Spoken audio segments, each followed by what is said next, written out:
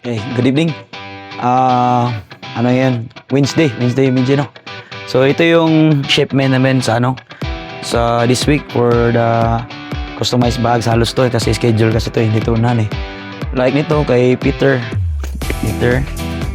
EJ, ito sa Mindanao rin to. Ito cover to for pick up. Ito report to. Ito dual freediving bag. So, yan. Ito rin single. Ito rin. Ito yung unahan. Sa keyboard rin, out po rin ito. Tapos ito.